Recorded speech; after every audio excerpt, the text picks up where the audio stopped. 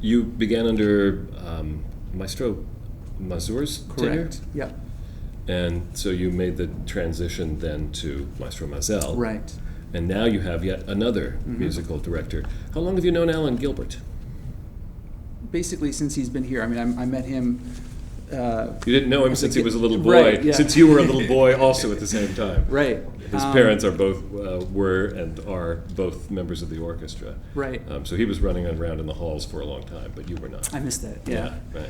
But it's terrific. I mean, he's very down to earth and approachable and very personable, and he wants to get to know every member of the orchestra, which is a terrific feeling. And we just had a rehearsal today, and that's a nice feeling. And he's very attentive to our ensemble and playing together, and this is terrific, What are the differences between him and Lauren Mazel on the podium? How are they different?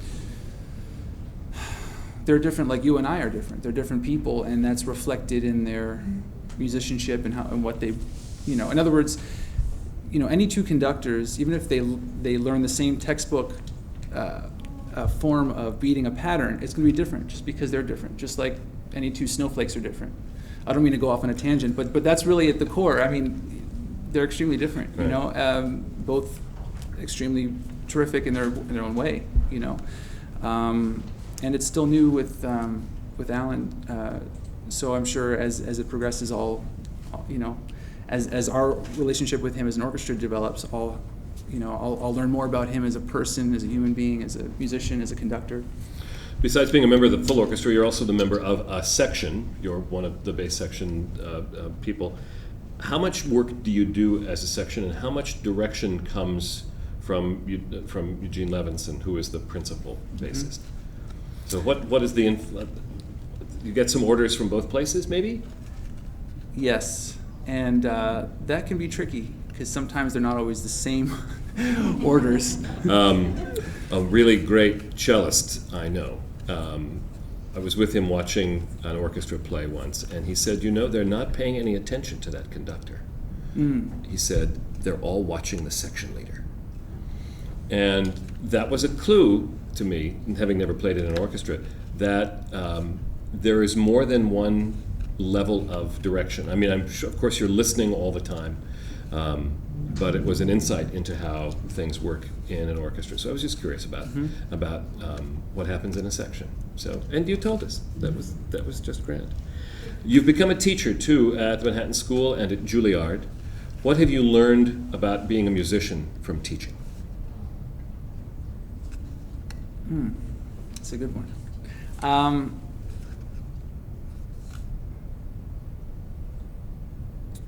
What have I learned from teaching? It's interesting. Sometimes when the way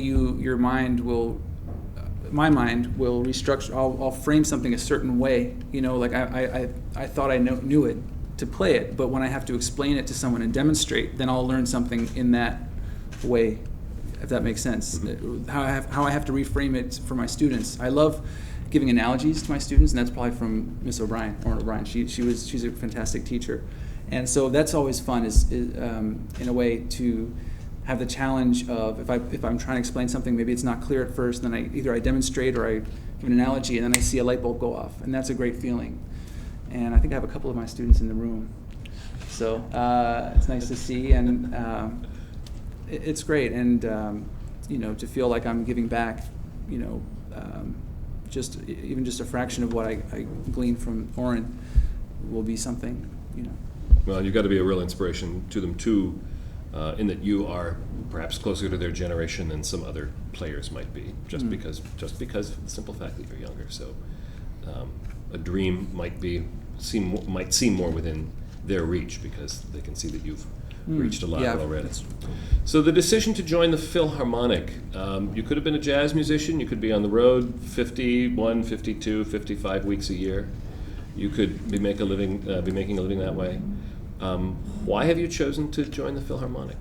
Some musicians wait until later to become part of an orchestra too. I love the orchestra. I love playing the bass in the orchestra. I love the repertoire. I'm excited about Alan as a music director.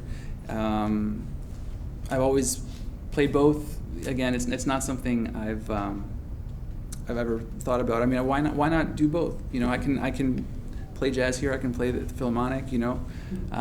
Hopefully I'll keep having some time to play some jazz, you know, but Philharmonic is my rock, you know. So I'm blessed to have that opportunity to play great music with great musicians. We have time for just a couple more questions. Okay. You're a bassist, so you don't have a great deal of solo repertoire. What do you do about that?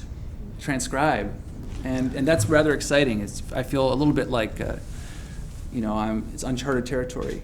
For example, at the end of this month, I'm giving a recital in Boston, and I'm transcribing music. Nothing is for the bass. I'm playing a Frescobaldi canzone. I'm playing Defia Canciones Populares, which is originally for voice and was also transcribed to violin, on the violin and cello. That's kind of exciting. I feel like sky's the limit with whatever I'm passionate about playing.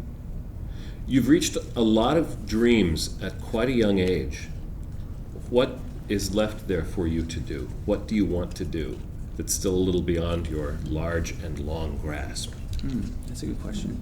I compose, and I look forward to spending more time composing. I look forward to playing the bass more. There's much more I can learn on the instrument, both classically and jazz. I want to play more jazz too, more everything. I love it. I can't imagine.